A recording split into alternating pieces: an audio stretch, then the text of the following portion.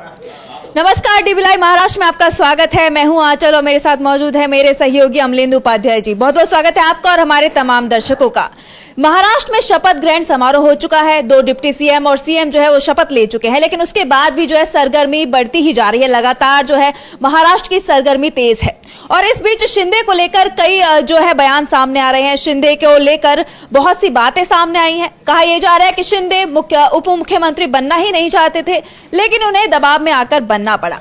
लेकिन वहीं एक खबर यह भी आ रही है कि जो शिंदे है वो गृह मंत्रालय को लेकर अड़े हुए हैं, वो अपनी जिद पर अड़े हुए हैं। उन्होंने साफ जो है बीजेपी के सामने मांग रख दी है गृह मंत्रालय की और वो इससे कम पर मानने को तैयार नहीं है। वहीं अजीत पवार की बात की जाए तो अजीत पवार को डिप्टी सीएम बनने का फायदा मिलता हुआ नजर आ रहा है, क्योंकि जिस तरीके से शिंदे अपनी जिद पर अड़े हुए हैं, अजीत पवार ने बिल्कुल भी समय नहीं लगाया और उन्होंने एक बार में ही सहमति जता दी। उन्होंने डिप्टी सीएम पद की शपथ ले ली और वो तैयार हो गए डिप्टी सीएम बनने के लिए।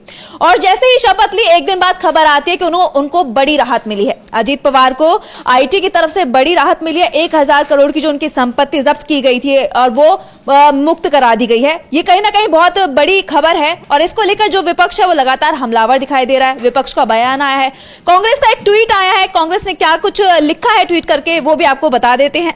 कांग्रेस ने ट्वीट में लिखा है कि बीजेपी की वॉशिंग मशीन, यानी कि उन्होंने ये कहा है एक तरीके से कि जो कांग्रेस है वो लगातार यही दावा करती आ रही है कि बीजेपी की वॉशिंग मशीन में जो भी धुलता है वो साफ हो जाता है। तो इस बीच जो ट्वीट आया है कांग्रेस का वो अजीत पवार को लेकर आया है। कांग्रेस ने ट्वीट करके भी अजीत पवार की एक फोटो शेयर की है और उस पर लिखा हुआ है कि बीजेपी की वॉशिंग मशीन।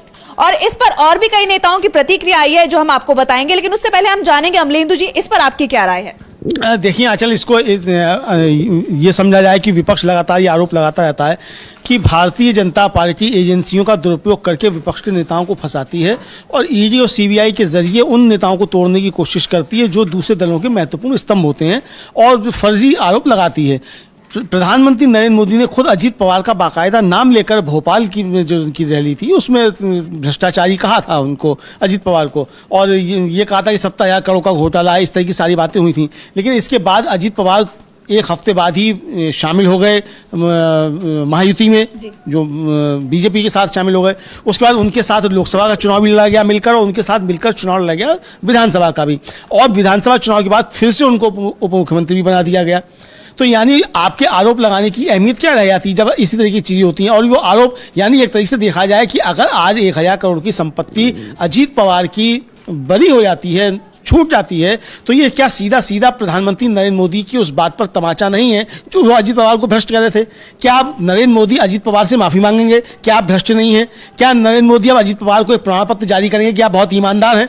अब ये सवाल होना शुरू हो गए और इसीलिए कांग्रेस ने इस तरीके से पोस्टर जारी करके कहा कि इस पोस्टर के जरिए बताने की कोशिश की कि भारतीय जनता पार्टी जिस तरीके से करती है वो ये है। आपको याद होगा कि अरविंद केजरीवाल ने भी अभी विधानसभा में, दिल्ली विधानसभा में ये आरोप लगाया कि अडानी जो थे वो उनके यहाँ घुसना चाहते थे बिजली के क्षेत्र में और उन्होंने उनको जो था वो वहाँ ठेका नहीं दिया। अगर वो दे देते तो अरविंद केजरीवाल को जेल नहीं जाना पड़ता। यानी किस तरीके से बीजेपी काम करती है, इस तरीके के आरोप लगते रहते हैं।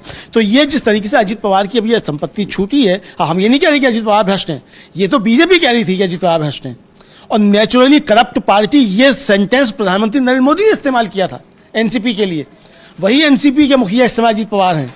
तो जिनके लिए आपने नेचुरली करप्ट पार्टी कहा था, तो अब नेचुरली करप्ट पार्टी के साथ आप इस समय दिखाई पड़ रहे हैं और उनकी संपत्तियां भी अब छूट जा रही हैं। तो ये सीधे सीधे सवाल खड़े करता है बीजेपी के ऊपर। जी बिल्कुल, इस पर जो है संजय राउत की भी प्रतिक्रिया आई है। उन्होंने बयान देते हुए कहा है कि अजीत पवार बीजेपी के साथ आए तो सब वॉशिंग मशीन से साफ हो गया, बीजेपी से हाथ मिलाइए तो सब साफ हो जाता है। कहीं ना कहीं बहुत बड़ा बयान है। जिस तरीके से विपक्ष तो पहले से इस तरीके के आरोप लगाता आ रहा था और कहीं ना कहीं अब उनके जो आरोप है वो सच साबित होते दिखाई दे रहे हैं, क्योंकि ये जो मामला है अजीत पवार वाला वो 3 साल पुराना है। जब 2021 में अजीत पवार, उनकी पत्नी सुनेत्रा पवार और उनके बेटे जो है, उनके बेटे पार्थ पवार की संपत्तियों को आयकर विभाग ने जब्त कर लिया था। 1000 की संपत्ति थी, उनके करीबियों की संपत्तियों को भी रेड डाली गई थी, जब्त किया गया था और अब उनको है जो मुक्त कर दिया गया है। तो ऐसे में जो विपक्ष है हमलावर दिखाई दे रहा है और कहीं ना कहीं ऐसे बहुत बड़े सवाल खड़े कर रहा है। इस पर विजय वडेट्टीवार की भी प्रतिक्रिया आई है कि किस तरीके से विजय वडेट्टीवार ने यह साफ कह दिया है कि कोई नई बात नहीं है, जो बीजेपी के साथ जाता है उसे क्लीन चिट मिल जाती है। इस तरीके का जो बयान दिया है विजय वडेट्टीवार ने, इस पर आपकी और क्या राय है?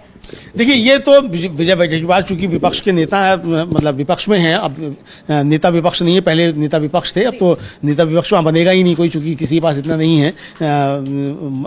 तो लेकिन ये जो प्रतिक्रिया दी है विजय वडेट्टीवार ने, ये प्रतिक्रिया उसी तरीके की प्रतिक्रिया है जिस तरीके की पहले भी प्रतिक्रियाएं विपक्ष देता रहा है। यानी ईडी के केसेस को लेकर जिस तरीके से आती रही प्रतिक्रियाएं, उसी तरीके की प्रतिक्रिया है कि इनकी वॉशिंग मशीन में जो जाता है वो धुल जाता है। और ये इस तरीके के सवाल निश्चित तौर पर उठते रहेंगे कि अगर बीजेपी के साथ कुछ चला जाता है तो ये अकेले अजीत पवार नहीं है। इससे पहले अजीत पवार, आपने सुनेता पवार का मसला भी बताया, आपने अजीत पवार का मसला बताया, छगन भुजबल को भी इसी तरीके से मिल गया। उनकी तो फाइल ही गायब हो गई, ईडी को फाइल ही नहीं मिली छगन भुजबल को कि कहाँ चली गई। बहुत लंबी फेहरिस्त इस तरीके की है। चंद्रबाबू नायडू का इसी तरीके से नाम है। तो बहुत सारे लोगों की इस लिस्ट है और जिनको बीजेपी खुद करप्ट कहती है और उनके साथ फिर गले मिल करके इस तरीके से काम करती है और फिर ईडी से उनको जो छूट भी मिल जाती है, राहत मिल जाती है। तो इसीलिए ये सवाल उठे। तो विजय वडेट्टीवार ने यही सवाल उठाया है कि बीजेपी के साथ जो जाता है वो वॉशिंग मशीन में धुलकर आ जाता है। जी बिल्कुल, मतलब मैं आपको बता दूं कि 5 तारीख को जो है 5 दिसंबर को अजीत पवार ने डिप्टी सीएम पद की शपथ ली थी और उसके एक दिन बाद ही उनके लिए इतनी बड़ी राहत भरी खबर सामने आ रही है। तो कहीं ना कहीं ये बहुत बड़ी बात है और कहे तो ये बीजेपी ने एक तरीके से अजीत पवार को उनका साथ देने का इनाम दिया है, ये भी कहा जा सकता है। इस बीच अगर शिंदे की बात की जाए तो शिंदे जो है लगातार नाराज नजर आ रहे हैं। उन्होंने अपने जो गृह मंत्रालय की मांग है वो तेज कर दिया है, वो अड़ गए हैं अपनी जिद पर। उनका कहना यही है कि वो गृह मंत्रालय से कम में मानने वाले नहीं है क्योंकि सीएम पद जो था वो उनके हाथ से जा चुका है। अब वो डिप्टी सीएम बन गए हैं तो उन्होंने ये मांग जो है वो तेज कर दी है। और इस बीच इसी चीज को लेकर जो है शिंदे गुट के नेता है एक उदय सामंत, उनका बयान आया है। क्या कुछ कहा उन्होंने, मैं आपको बता देती हूं कि शिंदे उप मुख्यमंत्री बनने के इच्छुक नहीं थे। पार्टी के विधायकों और नेताओं ने जोर देकर कहा कि उन्हें सरकार का हिस्सा बनना चाहिए। विधायकों ने दलील दी कि अगर वो सरकार में नहीं रहते हैं तो इन योजनाओं पर नकारात्मक असर पड़ सकता है। तो ये बहुत बड़ा बयान है कि जो शिंदे हैं वो तो सीएम बनना चाहते थे, वो डिप्टी सीएम बनना ही नहीं चाहते थे। उन्होंने लगातार दावे भी यही किए, आखिरी दम तक वो लड़ते रहे, वो यही कहते रहे कि मैं सीएम बनना चाहता हूं, जनता भी यही चाहती है क्योंकि मैं जनता की बातें सुनता हूं, जनता के काम करता हूं, तो जनता मुझे चाहती है कि मैं सीएम बनूं। लेकिन जो बीजेपी थी वो बीजेपी लगातार यही कह रही थी कि जो भी सीएम बनेगा वो बीजेपी का होगा। तो ऐसे में जो है वो बीजेपी और शिंदे गुट जो आमने सामने आ गए हैं। शिंदे जो है लगातार नाराज दिखाई दे रहे हैं और यही वजह है कि वो अपनी मांग पर भी अड़े हुए हैं। वो कम में मानने को तैयार नहीं, गृह मंत्रालय की मांग उन्होंने कर दी है।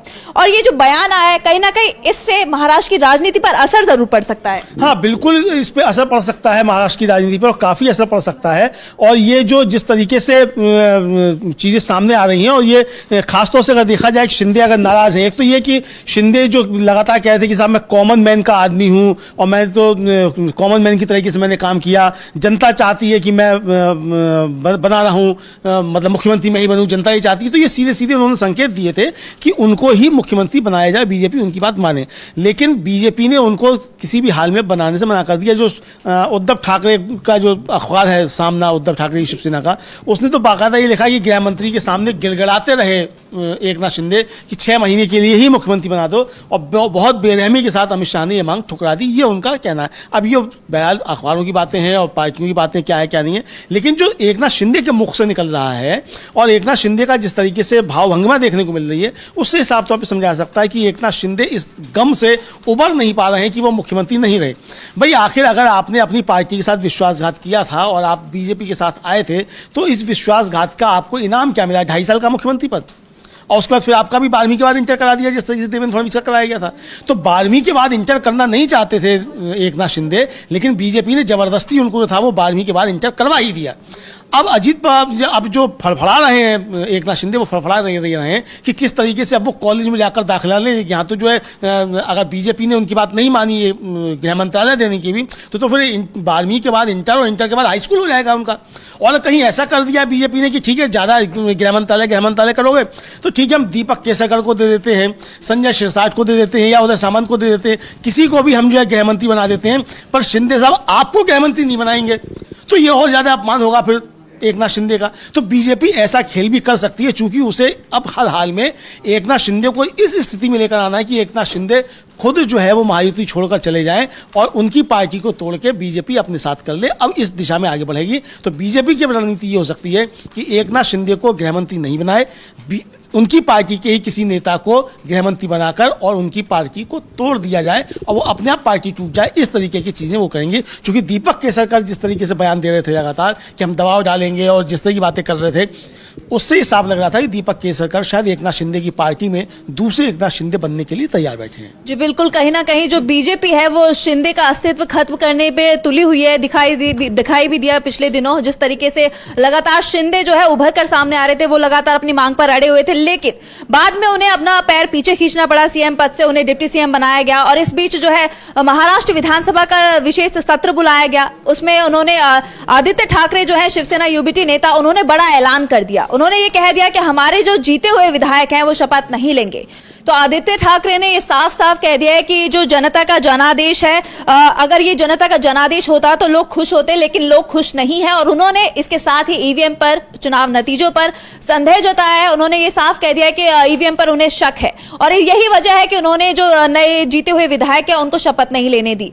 और इसके साथ ही इस पर अजीत पवार की भी प्रतिक्रिया आई है। तो आपने सुना कि अजीत पवार ने ये साफ कर दिया है कि अगर उनको कोई दिक्कत है उन्हें चुनाव आयोग के पास जाना चाहिए, विपक्ष को चुनाव आयोग के पास जाना चाहिए। इस तरीके का जो बयान है अजीत पवार ने दिया है। इस बीच खबर यह भी आ रही है कि ईवीएम को लेकर जिस तरीके से विपक्ष लगातार हमलावर दिखाई दे रहा है, चुनावों में धांधली के आरोप लगा रहा है, इस पर विजय वडेट्टीवार का भी एक बड़ा बयान सामने आया। क्या है पूरा मामला अमलेंदु जी? असल में ये कि जो मरकरवाली गांव है सोलापुर जिले का, वहाँ उत्तम जानकर जो वहाँ एनसीपी शरद पवार के एक विधायक जीत कर आए, वो उनका गांव है।